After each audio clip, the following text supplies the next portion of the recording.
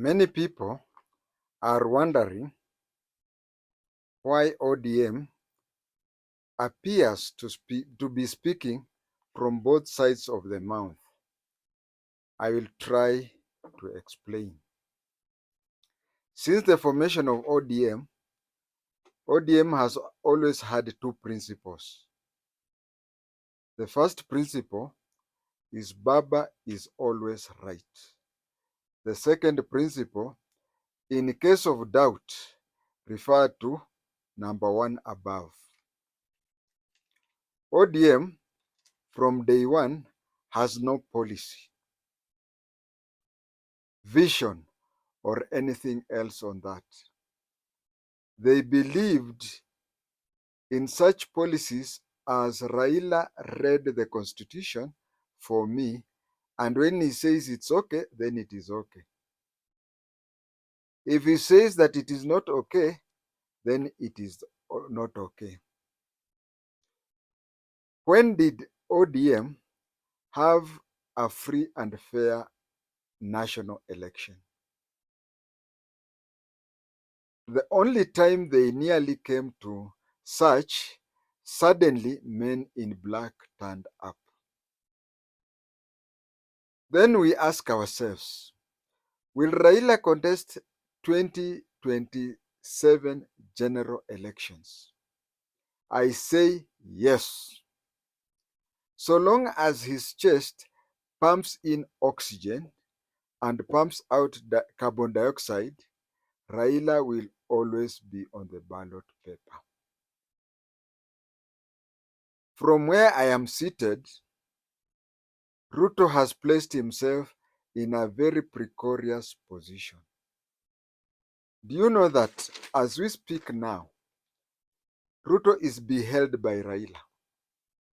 If you look at the way Ruto talks nowadays and handles himself, he's placing himself in such a way that should Raila reach 2027 and like he does, you know, the only person that Raila cannot betray is Rao. Any human else, any human beings, he can betray them. But the way Ruto has placed himself now is that come 2027, if Raila bolts out, Ruto will be left hanging dry and hanging. I hope those who are surround him tell him so, and again in good time.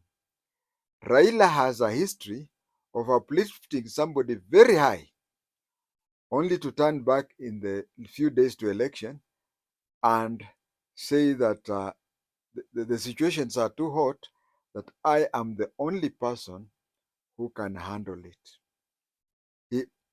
He gives the impression that only he can surmount the challenge on those few months to election. I'm sure that Matiang'i was made to believe so, so that he insubordinated Ruto. You know, I believe that Matiang'i had been made to understand that Raila and Uhuru will support him, and if they support him, to contest against Ruto. And Matiang'i, because he's a performer, he started insubordinating Ruto, preparing the ground for him to face Ruto in the 2022 general elections.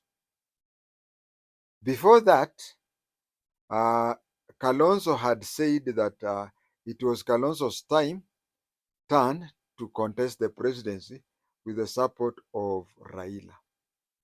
It is the same Raila who turned against Kalonzo and told him that the agreement was that if I were to occupy State House for one term, then I'll let you go for the second term.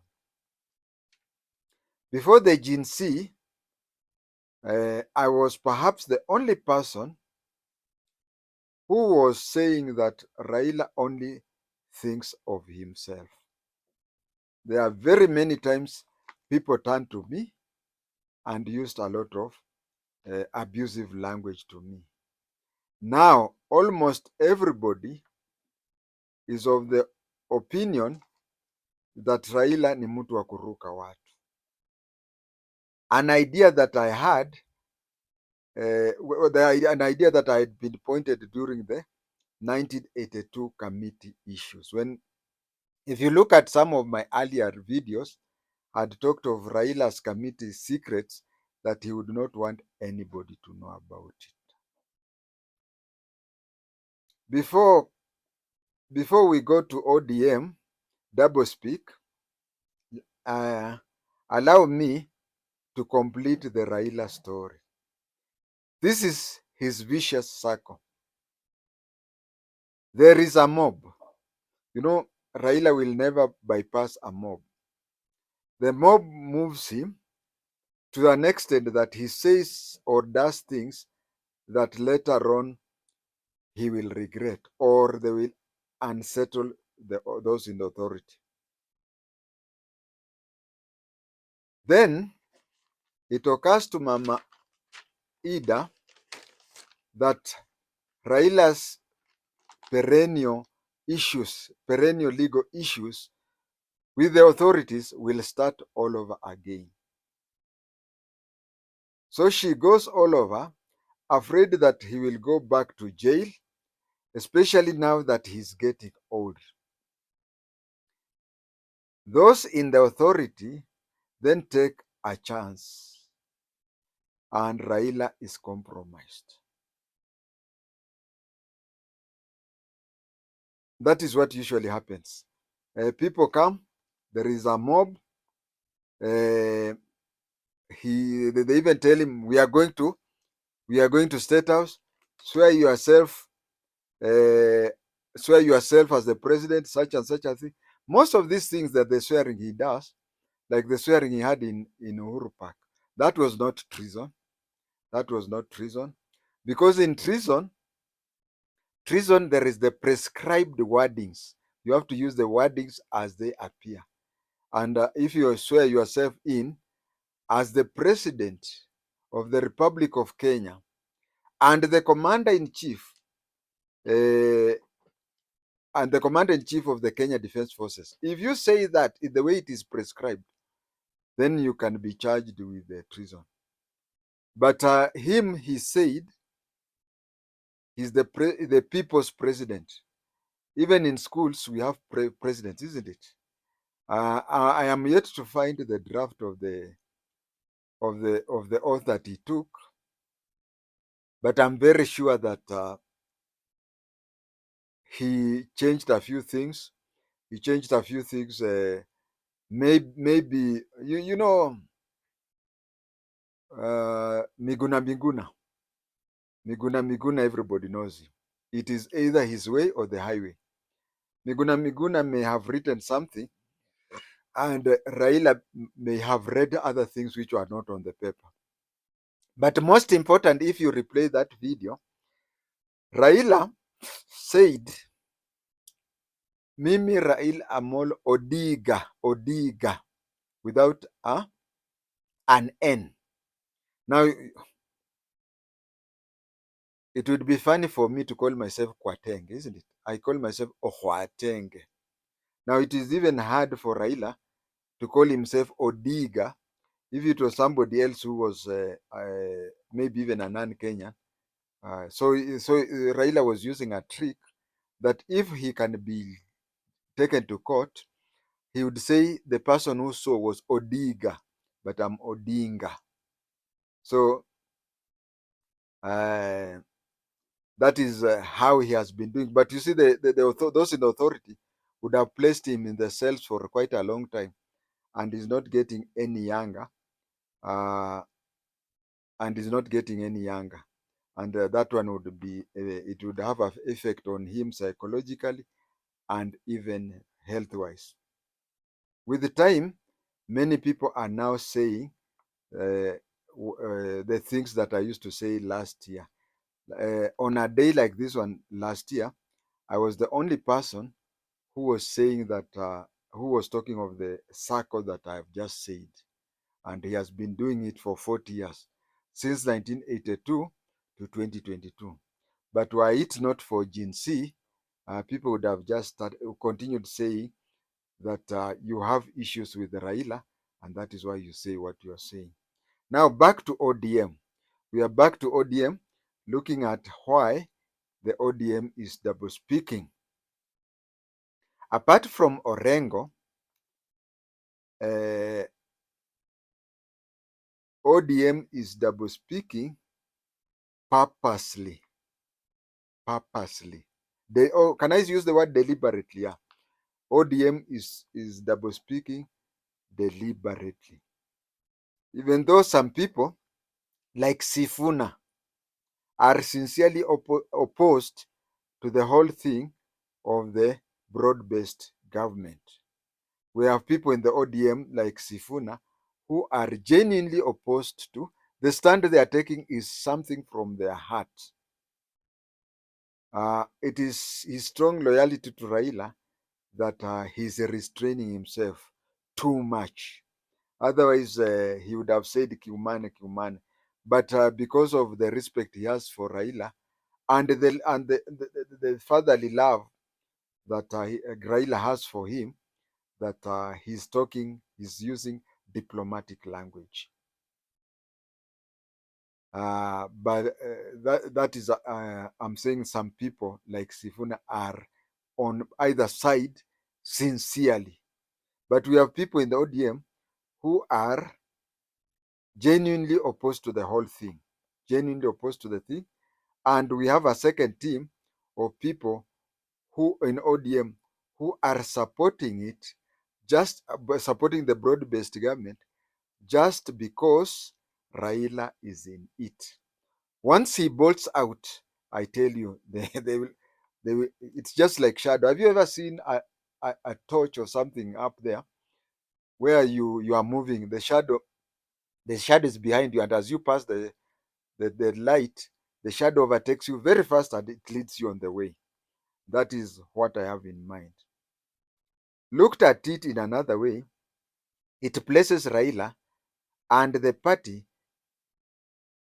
to have both sides, such that in the future, should anything happen, Raila, you see, it's like putting his foot on both sides. If he had put all the legs in one side and it is swept away by the flood water, then he would drown.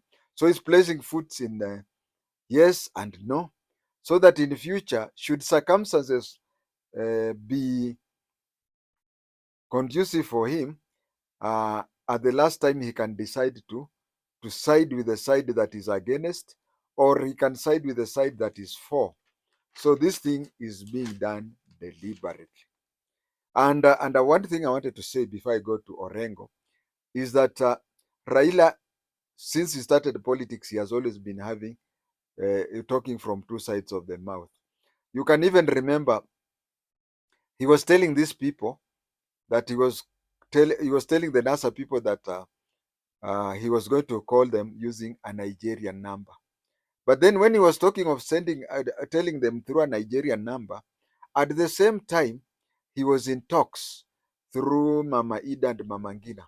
He was in talks with the government. So Raila has always been a double speak, and he has always been playing it such that at the last minute, he gains politically, financially, and in influence. So the double speak Raila has now, his people have now inherited from him. They have inherited from him. Now they are double speaking, so that at the appropriate time he can side whichever side he feels it is good. Now let us go last no, and not least. Let us talk about Orengo. He may have noticed a vacancy in that if Raila goes to the government, there is nobody in the opposition. So he's preparing himself as a future opposition person. As a NIS guy, I would advise Raila to be cautious of Orengo. When Orengo wanted to be president, his biggest blockade was Raila. When when last did Orengo use his money in campaign? He has been senator for Siaya twice, and he has been a governor once. Rumors has it that he did not, in the last election, he did not even uh, print a single poster. How many campaign meetings did he attend campaigning to be the governor?